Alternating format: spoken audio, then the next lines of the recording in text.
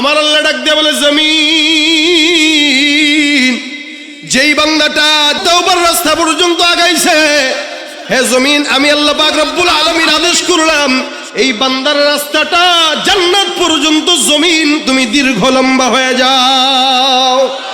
আল্লাহ পাকের আদেশে এই বান্দার রাস্তাটা জান্নাত পর্যন্ত দীর্ঘ জমিন লম্বা হয়ে গেল। ফেরেশতারা মাপতে মাপতে মাপতে মাপতে মাপতে মাপতে তাকায় দেখে বান্দার রাস্তাটা আল্লাহর জান্নাত পর্যন্ত দীর্ঘ লম্বা হয়ে গেছে।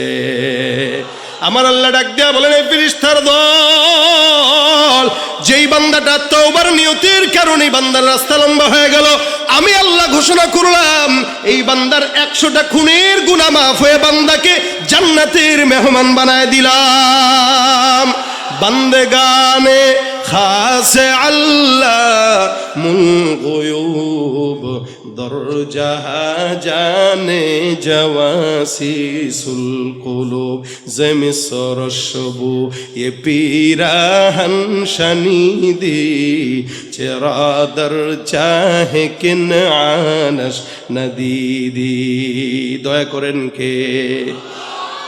আল্লাহ পাক 100 খুনের অধিকারী বান্দা, তাও বনি ইসরায়েলের লোক, তাকে যদি মাফ করে আমাদেরকে করবে না? হ্যাঁ, নবী বলেন, এ বান্দা, সব নবীর উম্মতটা পিছনে, তোমরা আগে আগে জান্নাতে ঢুকবা, জান্নাতে সবার আগে আমার উম্মতটা ঢুকবে, তারপরে সব নবীর উম্মতটা সিরিয়ালে ঢুকবে।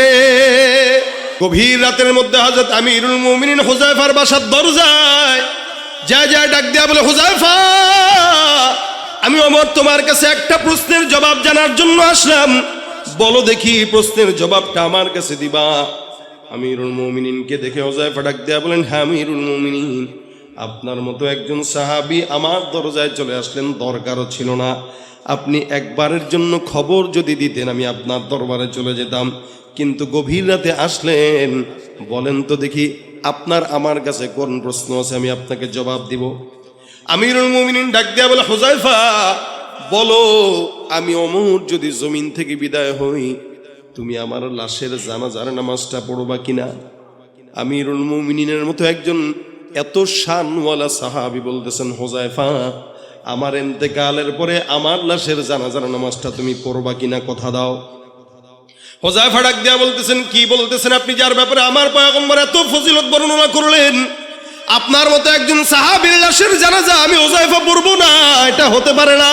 হে আমিরুল মুমিনিন, আপনি মনে রাখবেন, আপনার লাশের জানাজা আল্লাহ পাক যদি আমাকে হায়াতের মধ্যে বাঁচান, আমি অবশ্যই অবশ্যই অবশ্যই আল্লাহর কসম আপনার লাশের জানাজা পড়ে সৌভাগ্যবান হব।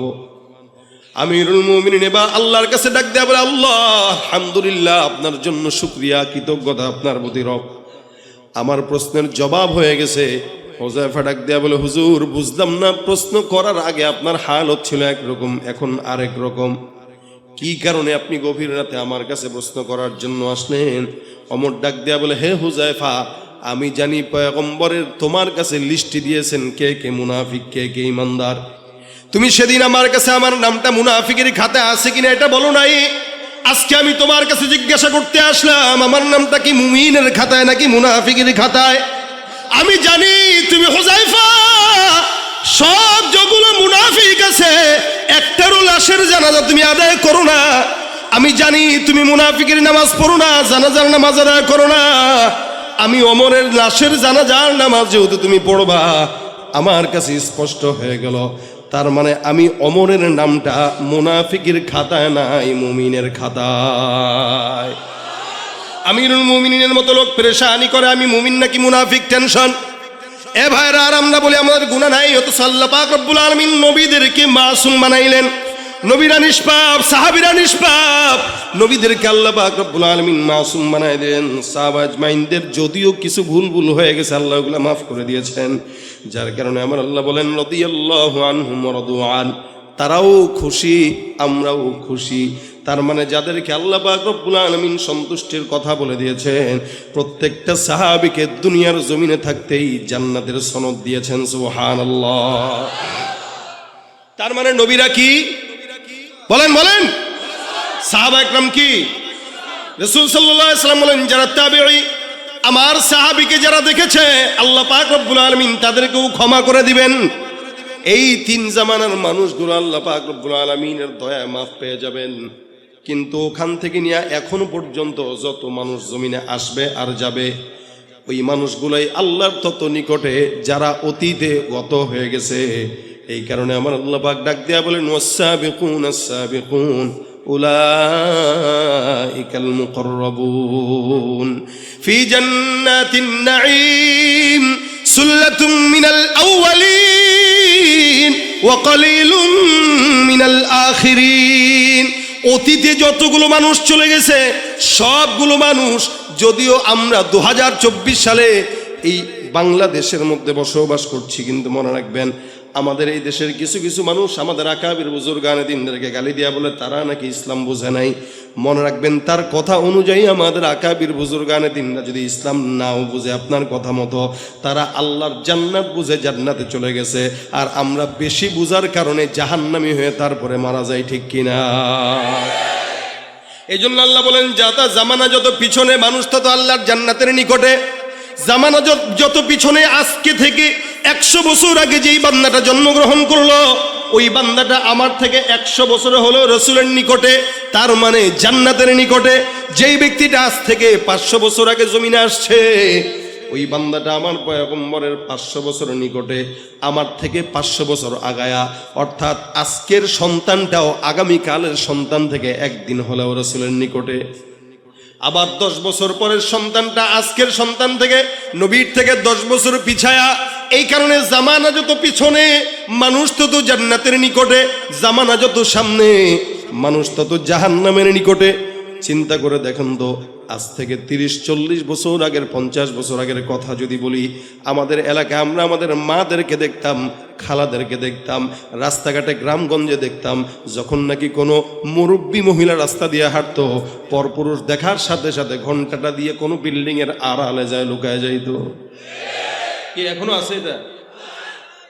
একদম নাই বললেই চলে। 2-1টা দেখা যায়, যারা করে ওরাও দেখবেন বয়স তার 80 অথবা 70। এক সময় দেখতাম যখন নাকি মানুষ আসতো সামনে, আমাদের মা বোনরা গাছের আড়ালে লুকাইতো, মসজিদে লুকাইতো, পুকুর পাড়ে লুকাইতো, কোনোভাবে যেন কোনো পরপুরুষ না দেখে। এমনকি নিজের জামা পর্যন্ত উঠানের মধ্যে নাড়তে দিত না, যাতে কোনো পরপুরুষ আমাদেরকে না দেখে।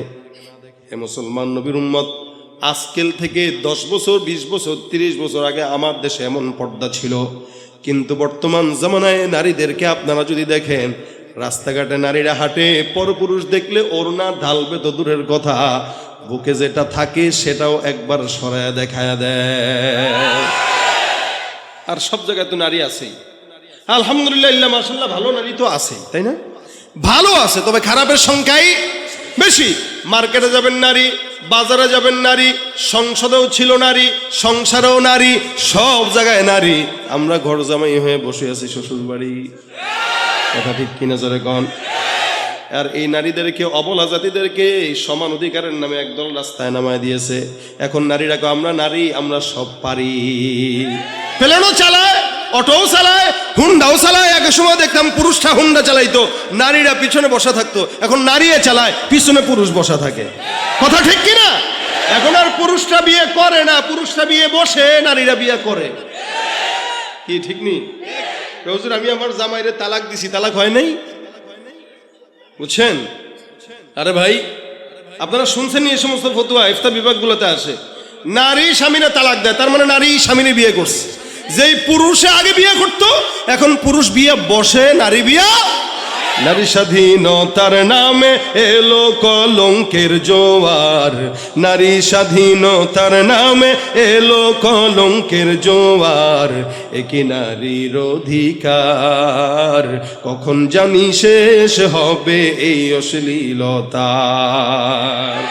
ওয়ার্ড কমিশনার থেকে ইউনিয়ন পরিষদে, ক্রমান্বয়ে দেখো রে ভাই একেবারে সংসদে, নারী থাকবে সুখের ঘরে, এত কষ্টের কি দরকার, একই নারীর অধিকার কখন জানি শেষ হবে এই অশ্লীলতার। ঠিক না? স্বাধীনতা আসলে ইসলাম নারীদেরকে সমান দিছে না বেশি দিছে? কি বলেন? বেশি দিছে না? এখন স্বাধীনতা চায় কারা এটা বুঝতে হবে। শিয়াল দেখবেন একটু চায় মুরগি একটু স্বাধীনভাবে ঘুরুক, বুঝেন নাই না? কথা বুঝেন না আপনারা? শিয়াল কি চায়? মুরগি স্বাধীনভাবে ঘুরুক। বিড়াল চায় ইলিশ মাছটা খোলাই থাকুক, ফ্রিজে না ঢুকুক, কি ঠিক না? ফ্রিজে ঢুকলে খাইতে পারবে না। শিয়ালও বুঝে যে মুরগি ঘরে থাকলে আর খাওয়া যাবে। ঠিক আমার বাংলাদেশে লুচ্চা বদমাশগুলো চায় নারীরা স্বাধীন থাকুক, ঠিক কিনা জোরে কয়? কারণ নারী যত স্বাধীন এরা তত স্বাধীন, নারী যত স্বাধীন তারাও তত। আসলে ইসলাম নারীকে স্বাধীন সমান নয়, বেশি দিয়েছে। এটা না বুঝার কারণে আমাদের নারীরা বিপদে পড়তেছে। ভাইরা আমার খুব বুঝবেন, একসময় আমাদের নারীদেরকে দেখতাম এরকম, এখনকার হালত ভিন্ন। আমি আমার নিজের ছোটবেলার কথা যদি বলি, একসময় গ্রামগঞ্জে আমরা দেখতাম আমাদের মারা, আমাদের খালারা, আমাদের বাবারা, আমাদের দাদারা সকালবেলা ঘুম থেকে জেগে সূরা ইয়াসিন তেলাওয়াত না করে কোনোদিন ঘরের কাজে হাত দিত না।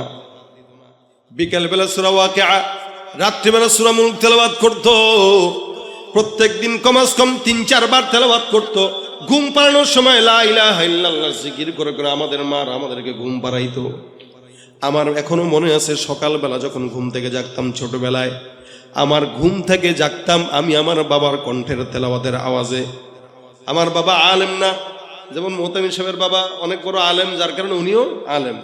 আমার বাবা সাধারণ মানুষ, সারা জিন্দগি প্রায় 40 বছর সচিবালয়ে চাকরি করছেন। তবলিগের মেহনতের কারণে আমাকে আলেম বানাইছেন। কিন্তু আলহামদুলিল্লাহ আমি মাঝে মাঝে বলি, আমার চাইতে আমার বাবার আমল 100 গুণ বেশি। আমি ছোটবেলায় আমার বাবাকে দেখছি, এখনো পর্যন্ত দেখি 76 বছর হয়ে গেছে। 5 ওয়াক্ত নামাজ আজানের 10 মিনিট আগে মসজিদে যায়। আমার বাবা এমন একজন বান্দা, যে বান্দাটা মসজিদে সবার আগে ঢুকে, বের হয় সবার শেষে। এটা আপনার বাবার সঙ্গে আপনি মিলায় দেখেন, তার সাথে আপনার আমলের মিলবে না, সে উপরে আপনি নিচে। কারণ সে যে আমার রাসূলের জামানার নিকটে। এক সময় আমাদের ঘুম ভাঙতো, আমার ঘুম ভাঙতো আমার বাবার কোরআন তেলাওয়াতের আওয়াজে, আমার ঘুম ভাঙতো আমার মায়ের জিকিরের আওয়াজে। আর বর্তমান সন্তানদের ঘুম ভাঙে মা বাবার মোবাইল, ফেসবুক আর ইউটিউবের আওয়াজে। বাস, এত জোরে আওয়াজ দিলেন, তার মানে এটাই বাস্তব, ঠিক না? সব জায়গায় হালত এক। মাও ঘুমের আগে মোবাইল দেখে, বাবাও ঘুমের আগে মোবাইল দেখে। সন্তান তাকায় দেখে কিরে, মাও মোবাইলের দিকে, বাবাও মোবাইলের দিকে। ঘুম থেকে তাকায় দেখে মাও মোবাইল চালায়, বাবাও মোবাইল চালায়। এই কারণে 5 বছরের সন্তানটাও মোবাইলের আবদার করে বসে, ঠিক কিনা? এটা হলো জামানার পরিবর্তনের হাল। এই কারণে গুনার আসবাবে মাসিয়াটাও বেশি, এমন বেশি বেশি আসবাব, গুনাহের আসবাব। আল্লাহ পাক রব্বুল আলামিন বলে, এই জামানার মধ্যে এত গুনাহ যখন হয়ে যাবে, তখন বান্দাদেরকে আমি আল্লাহ পাক রব্বুল আলামিন একদম নিরাশ না করে বান্দাকে আমি আল্লাহ বললাম, এ বান্দা ফাকুল তুস্তাগফিরু রাব্বাকুম ইন্নাহু কানা গফফারা। বান্দা ইস্তেগফার করো, নিশ্চয়ই আল্লাহ তিনি ক্ষমাশীল। আপনার আমার মায়ের চাইতে, বাবার চাইতে আমার প্রতি আল্লাহর ভালোবাসা বেশি না কম? এরা বেশি বলেই তো আল্লাহ পাক আমাদেরকে এখানে বসায় রাখছেন। কি বলেন? কথা বুঝে না এরা? ও ভাই, এই যে আমরা বসলাম, আল্লাহ আমাদেরকে মহব্বত না করলে আসতে পারতাম? হ্যাঁ, আতা ইবনে আবি রবাহ রাহমাতুল্লাহ আলাইহি, আপনার সত্য একটা কথা মনে আসছে তাই বলতেছি। আতা ইবনে আবি রবাহ বিখ্যাত একজন তাবেঈ ছিলেন। উনি একবার রাত্রিবেলা তাহাজ্জুদের সময় উঠে দেখেন উনার দাসী তাহাজ্জুদের নামাজে বসা, বসে বসে দোয়া করতেছে, আল্লাহ তুমি যে আমারে ভালোবাসো, এই বিনিময়ে আমাকে ওই জিনিসটা দাও। আল্লাহকে মুনাজাতে বলতেছে, আল্লাহ তুমি যে আমাকে ভালোবাসো, এই বিনিময়ে ওইটা দাও। এটা হলো মেয়েদের স্বভাব। দেখবেন মেয়েরা স্বামীর এই কোটের বুতাম লাগায় দিবে, পাঞ্জাবের বুতাম লাগায় দিবে, আর বলবো জান, বলে কি তুমি আমার ভালোবাসো না? বাসি তো, বাসলে আমি একটা জিনিস চামু দিবেন। চাওয়ার লাগে ভালোবাসার সঙ্গে কি মিল আছে? না বলেন না, ভালোবাসেন তো, বাসেন তো, বাসেন তো, কন না কন না। এর পোলাপান মানুষ এগুলো বুঝবে না, কারণ এগুলো অধিকাংশের বউ নাই। কি তোমরা চাও বউ হোক নাকি? বয়স হোক। কারা কারা বিয়ে করে নাই? হাতটা তুলো দেখি। বিয়ে করে নাই কারা কারা? কারা কারা করে নাই? হ্যাঁ, এই কয়জনই? আওয়াজ হোক, নারায়ে তাকবীর। এই আওয়াজে বউ জুটবে না। লিল্লাহে তাকবীর। হ্যাঁ, এবার জুটার ইচ্ছা আছে। আশা আছে। আল্লাহ জুটায় দেখ, বয়স হইলে, এখন না, সবই বুঝে। তাই একটা বিবিদের আদত হইল স্বামীদেরকে এভাবে বাইস্ট করে, এই আপনি আমার মহব্বত করলে ওইটা দেন, ওইটা দিয়েন, ওইটা দিয়েন। আতা ইবনে আবি রবাহের দাসী বলতেছে, আল্লাহ তুমি আমার মহব্বত করো, মহব্বতের বিনিময়ে ওইটা দাও। আতা ইবনে আবি রবাহ ডাক দেয়া বলতেছেন, কি বলতেছে উল্টা পাল্টা, বরঞ্চ এই কথা বলো যে আল্লাহ আমি তোমারে মহব্বত করি, এই বিনিময়ে ওইটা দাও। দাসী বলতেছে, হুজুর না না না না, আমি আল্লাহরে কি মহব্বত করি, আমি আল্লাহরে ভালোবাসি না। মানে কি? আমার দিল এতটুকু, আমি কেমনে আল্লাহরে ভালোবাসবো? আর আল্লাহ পাকের দিলের সীমা নাই, তা আল্লাহর মহব্বতেরও সীমা নাই। সুবহানাল্লাহ কয় না? আমি এই জন্য বললাম, আল্লাহ তুমি আমার যে মহব্বত করো, এই মহব্বতের উসিলা দাও। কেন বলছি জানেন? আতা ইবনে আবি রবাহ বলে, কেন বলছো বলো? যে চতুর্দিকে তাকায় দেখেন তো কত বাড়ি ঘর আছে। বলে দেখলাম, প্রত্যেকটা বাড়ি ঘরের মানুষগুলো ঘুমন্ত। আল্লাহ পাক এতগুলো মানুষের মধ্যে আমাকে যে মহব্বত করেন, এটার আলামত হইল আমাকে গভীর রাতে উঠায়া যায় নামাজে বসায়া তার কদমে সেজদা দেওয়াই দিয়েছেন। তা হাজার হাজার মানুষ আপনাদের তজুমুদ্দিনে আছে না? তো সবাই কি মাহফিলে আসছে? আরো অনেক মানুষ আসছে এখনো চটপটির দোকানে, এরে আল্লাহ আনছে কিন্তু ভিতরে ঢুকায় নাই।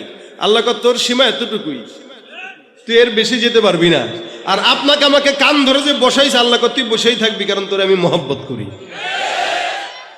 তা আল্লাহ আমাদের মহব্বত কতটুকুন করেন? রাসূল বলেন, মহব্বত প্যার, ভালোবাসা, মায়া, এটা যখন আল্লাহ পাক বানান 100 ভাগে ভাগ করেছেন। কয়শো? আল্লাহ নবী বলেন 100 ভাগে ভাগ করার পর 1 ভাগ মহব্বত সারা জমিনের মধ্যে আল্লাহ পাক ছড়ায় দেয়।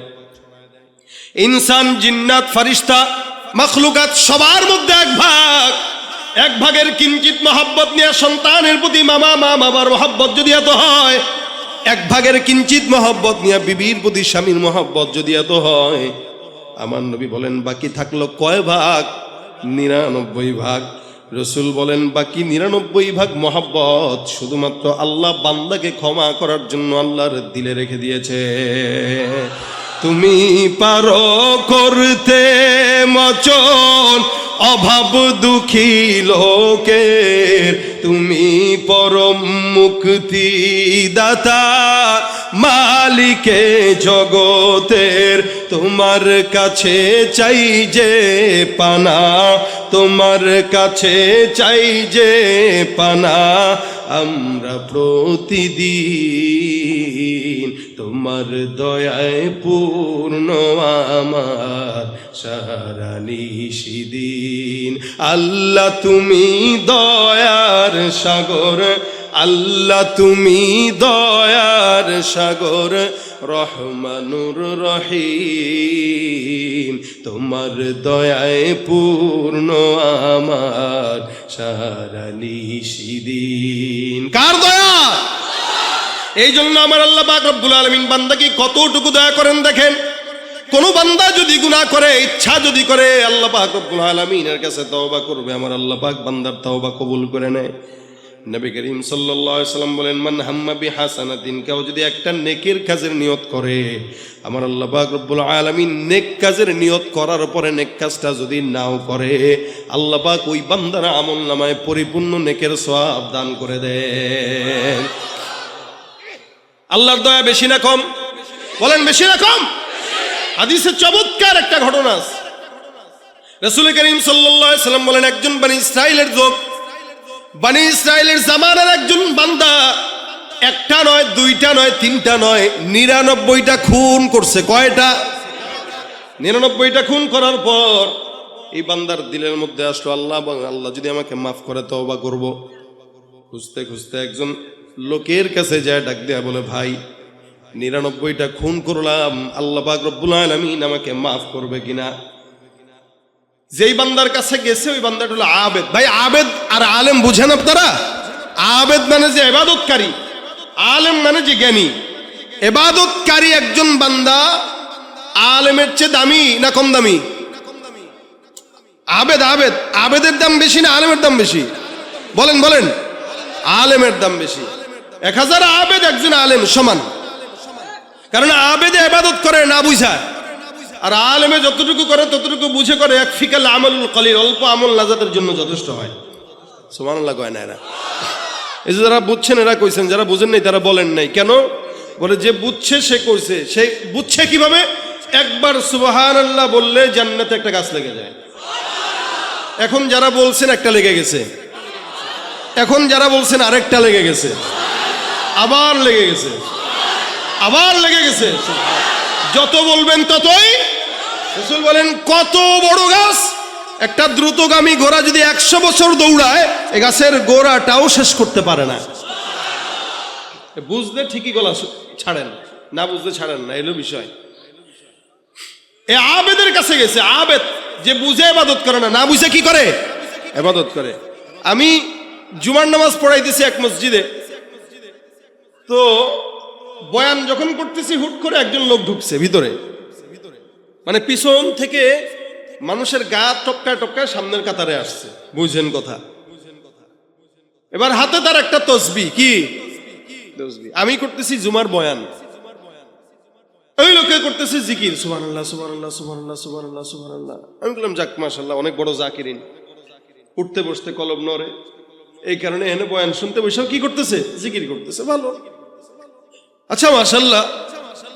বয়ানের হালতে সে জিকির করছে, এটা মানা যায়। আমি যখন খুতবা দিতে দাঁড়াইলাম আল্লাহর বান্দায়, তখনও তাসবিহ নিয়ে জিকির করতেছে। আচ্ছা বলেন আপনারা, খুতবা শোনা সুন্নত না নফল না ওয়াজিব? জুমার খুতবা চলাকালীন সময় আল্লাহর ফেরেশতারাও আমলের খাতা বন্ধ করে খুতবা শুনতে বসে যায়, আর ওই বান্দা তখনও কি করে? জিকির করে। আমি চিন্তা করলাম কিরে, এ তো মুশকিল। আমি খুতবার মাঝখানে তার দিকে 2 বার তাকাইলাম, যে মনে করলাম সে হয়তো বুঝা তসবিটা রেখে দিবে। ওরে সুবহানাল্লাহ, আমি তাকাই তার তসবিহ পড়া আরো বাড়ে। ফাদলুল আলিমি আলাল আবিদি কাফাদলি আলা আদনাকুম। এটা হলো আবেদ। আবেদের কাছে গেছে, কয় হুজুর 99টা খুন করছি, আল্লাহ কি ক্ষমা করবে? কয়টা? 99টা। বাপরে বাপ, আপনার তো সাহস কম না? আপনি মনে করছেন আল্লাহ এত সস্তা? 99টা খুন করলেন, আল্লাহ আপনারা মাফ করবে? ভাগেন না এখান থেকে, যান। ধমক টমক দিয়ে পাঠাই দিতেছে। এবারে তো এমনি সন্ত্রাসী। কি বলেন? 99টা খুন যে করছে ছোট সন্ত্রাসী? হ্যাঁ, কত বড় সন্ত্রাসী। পকেটে ছুরি ছিল। এ কয়, আরে মোল্লা, যদি খুনের ক্ষমা নাই পাই তা তোরে রাখবো কেন? তুইও মর। চাকু নিয়ে ঢিকায় দিছে বেটার পেটে। যা, সেঞ্চুরি ছিল, এখন সেঞ্চুরি হয়ে গেছে। এবার গেছে একজন আলেমের কাছে, যে ডাক দিয়া বলে, হুজুর 99টা খুন করছিলাম, একজনের কাছে গেছিলাম, সে বলে আল্লাহ নাকি ক্ষমা করবে না। মেজাজ গরম হয়ে গেছে, ওইটারও শেষ দিচ্ছি, ওইটাও শেষ, একদম 100টা পূর্ণ করে আপনার কাছে আসছি। এখন আপনি একটু বলেন আল্লাহ পাক রব্বুল আলামিন আমাকে ক্ষমা করবে কিনা? আলেম ডাক দিয়া বলে, কয়টা করছেন? বলে 100টা। আলেম বলেন 100টা কেন, 1 কোটিটাও যদি করেন, আপনার গুনাহ যেখানে শেষ আমার মাওলার দয়া সেখানে শুরু। যান অমুক এলাকায় একজন আলেম আছে, কয়েকটা আলেম আছে, ওই আলেমদের কাছে যান, ওদের দরবারে যায় তাদের সঙ্গে থাকেন, তাদের কাছে আমল আখলাক করেন, আল্লাহর কাছে তওবা করেন, ইনশাআল্লাহ আমার আল্লাহ পাক আপনাকে ক্ষমা করে দিবেন। সুবহানাল্লাহ। খুন কয়টা? আপনারা করছেন কয়টা? একটাও না। অনেকে আছে করছে, হয়তো একটারে করছে আর কি, রাজনৈতিক নেতার কথা শুনতে যায় দিছে আর কি। হুজুর এটা কইলেও কি করলেও কি বলা যায়? কি বলেন? অন্যায় করলে বলা যায়? আমি যদি কই নামাজ পড়ছেন কে, হাতের লগে পাও তুলবে। আর যদি কই ভাই আজকে ঘুষ খাইছেন কে, না না এটা কওয়া যায় না, এটা তো গোপন জিনিস, গোপনে ইবাদত, এটা গোপনে খাওয়া লাগে। গুনাহের কথা কেউ স্বীকার করে না, বাকি নেক কাজ 1 টাকা দিল, ওই আমার নামটা কইলো না। সেদিন এক মাহফিলে গেছি, এক মসজিদে দান করছে 400 জন মানুষ, লিস্টিতে লেখা। এখন আমার কইতেছে হুজুর 400 জনের নাম পড়েন। আমি চাকরি লইছি, আমি আপনাকে 400 নাম পড়ার?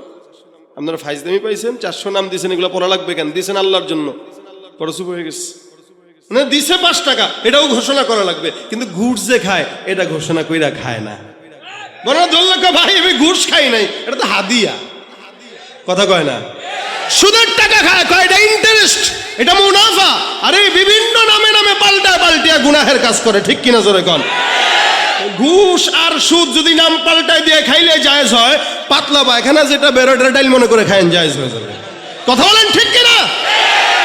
সুতরাং গুনাহের কাজ যখন করবেন তখন চিন্তা করবেন যে এটা কি মানুষের সামনে বলতে পারবো কিনা, যদি না পারি বাস খালাস, দরকার নেই। এই বান্দারে এবার তুলে দিল, যাও অমুক জায়গায় যাও। 100 খুনের অধিকারী বান্দা রওনা। যেতে যেতে যেতে যেতে মাত্র অল্প খুন গেল। উদাহরণস্বরূপ বললাম, রাস্তা 100 কিলোমিটার। 100 কিলো রাস্তার মধ্যে বান্দা মাত্র 23 কিলো অথবা 30 কিলো 40 কিলো গেল। এদিক দিয়ে আল্লাহ পাক ডাক দেয়া কয়, এ আজরাইল যাও, বান্দার হায়াত শেষ হয়ে গেছে, বান্দার হায়াতটা একটু শেষ করে নিয়ে আসো। আমার আল্লাহ পাক রব্বুল আলামিনের আদেশে বান্দার জান কবজ করা হয়ে গেল, বান্দা শেষ। এবার রহমতের ফেরেশতা, জান্নাতের ফেরেশতা, জাহান্নামের ফেরেশতা বান্দার লাশটাকে জাহান্নামে নিবে নাকি জান্নাতে নিবে, দুই দলের মধ্যে দ্বন্দ্ব লেগে গেছে। জান্নাতের ফেরেশতা কয় বান্দা জান্নাতি, জাহান্নামের ফেরেশতা কয় বান্দা জাহান্নামী। এই বান্দা জাহান্নামে যাবে কারণ 100টা অন্যায় করলো। জান্নাতের ফেরেশতা বলে 100 অন্যায় করার পর বান্দা তওবা করার নিয়ত করছে, কিন্তু হায়াত না থাকার কারণে আল্লাহ পাক বান্দাকে তওবার সুযোগ দেয় নাই, এই কারণে বান্দা জান্নাতি। দুই দলের মধ্যে ঝগড়া লেগে গেল। হুট করে একজন মাঝখান দিয়ে আসলো, এসে ডাক দিয়ে বলো, ভাই কি ব্যাপার, তোমরা এই লাশটাকে নিয়ে কেন দ্বন্দ্ব করো? আল্লাহ পাক রব্বুল আলামিনের ফেরেশতা ডাক দিয়া বলে, এই বান্দাটা জাহান্নামী কারণ 100টা খুন করলো। জান্নাতের ফেরেশতা বলে বান্দা জান্নাতি কারণ আল্লাহর কাছে তওবা করার নিয়ত করে হাঁটা দিল। মাঝখানের ফেরেশতা ডাক দেয়া কয়, এই ফেরেশতার দল, তোমরা একটা কাজ করো, বান্দা বাসার থেকে যখন তওবার দরজা পর্যন্ত রওনা দিয়েছে, রাস্তা যদি তওবা পর্যন্ত বেশি হয় বান্দা জান্নাতি, রাস্তা তওবা পর্যন্ত কম হলে বান্দা জাহান্নামী। আসলে বলেন তো, রাস্তা বেশি ছিল না কম ছিল? হ্যাঁ বুঝা বললেন? 100 কিলো রাস্তা যাওয়ার কথা গেছে 30 কিলো, কম না বেশি? এখান থেকে ঢাকা পর্যন্ত যাওয়ার কথা গেল বরিশাল, অনেক রাস্তা বাকি। এই বান্দা জান্নাতে যাবে নাকি জাহান্নামে যাবে? ফেরেশতা হায়রান। এক দল এসে ডাক দেয়া বলে, ফেরেশতার দল, বান্দা জান্নাতে যাবে নাকি জাহান্নামে যাবে, রাস্তা মাপা শুরু করে দাও। বান্দার বাসার থেকে তওবার রাস্তা যদি বেশি হয় বান্দা জান্নাতি, যদি কম হয় বান্দা জাহান্নামী। সুন্দর করে দুই দল ফেরেশতার মধ্য থেকে বাছাই করে একজনকে রাস্তা মাপার জন্য দায়িত্ব দেওয়া হয়ে গেল। এই বান্দা রাস্তা মাপা শুরু করে দেয়। এই বান্দাটা কতটুকুন গেছে না গেছে এই রাস্তাটা মাপার জন্য হাত দিয়ে মাপা শুরু করে দেয়। বলেন তো ভাই, জমিন যে মাপবে, জমিনটা কার কথা শুনে? হ্যাঁ, জমিন আমার মাওলার কথা যদি না শুনতো, এ মুসলমান, আল্লাহ পাক রব্বুল আলামিন এই জমিন বলেন আসমান বলেন সব কিছুকে আল্লাহ পাকের অধীনস্থ বানাইছেন। সমস্ত মাখলুকাত, সমস্ত সৃষ্টি আল্লাহ পাকের গোলামি করে, শুধুমাত্র মানুষই আল্লাহ পাকের নাফরমানি করে। জমিনটা আল্লাহর কথা শুনে আমার আল্লাহ ডাক দিয়ে বলে, জমিন, যেই বান্দাটা জান্নাত পর্যন্ত, ওই বান্দাটা তওবার রাস্তা পর্যন্ত আগাইছে, এই বান্দার রাস্তা মাপা শুরু করে দিয়েছে। একদল ফেরেশতা বান্দার রাস্তা মাপা শুরু করে দেয়। হে জমিন, আমি আল্লাহ পাক রব্বুল আলামিন আদেশ করলাম, এই বান্দার রাস্তাটা জান্নাত পর্যন্ত জমিন তুমি দীর্ঘ লম্বা হয়ে যাও। আল্লাহ পাকের আদেশে বান্দার রাস্তাটা জান্নাত পর্যন্ত দীর্ঘ জমিন লম্বা হয়ে গেল। ফেরেশতারা মাপতে মাপতে মাপতে মাপতে মাপতে মাপতে তাকায় দেখে বান্দার রাস্তাটা আল্লাহর জান্নাত পর্যন্ত দীর্ঘ লম্বা হয়ে গেছে। আমার আল্লাহ ডাক দেয়া বলেন, এই ফেরেশতার দল, যেই বান্দাটা তওবার নিয়তের কারণে বান্দার রাস্তা লম্বা হয়ে গেল, আমি আল্লাহ ঘোষণা করলাম এই বান্দার 100টা খুনের গুনাহ মাফ হয়ে বান্দাকে জান্নাতের মেহমান বানায় দিলাম। বান্দেগানে খাসে আল্লাহ মুল গুয়ুব দরজাহা জানে জওয়াসিসুল কুলুব জমিসর শবু ये पीराहन शनीदी चरादर चाहे किन आनश नदीदी। দয়া করেন কে? আল্লাহ পাক 100 খুনের অধিকারী বান্দা, তাও বনি ইসরায়েলের লোক, তাকে যদি মাফ করে আমাদেরকে করবে না? হ্যাঁ, নবী বলেন, বান্দা সব নবীর উম্মতটা পিছনে, তোমরা আগে আগে জান্নাতে ঢুকবা, জান্নাতে সবার আগে আমার উম্মতটা ঢুকবে, তারপরে সব নবীর উম্মতটা সিরিয়ালে ঢুকবে। যাবে কারা? কয় না, আমরা কইতে কষ্ট হয়। বলেন কারা যাবে? আমরা জান্নাতে যাব না তো যাবে কে? যারা রাত 12টা পর্যন্ত আল্লাহর দ্বীনের বয়ানের জন্য বসে থাকে, তারা যাবে না তো কারা যাবে? আল্লাহ পাক আখেরি নবীর উম্মতকে আগে জান্নাতে দিবেন, তারপর অন্যদের সিরিয়াল হবে। এটা আমাদের সম্মান, এটা আমাদের মর্যাদা।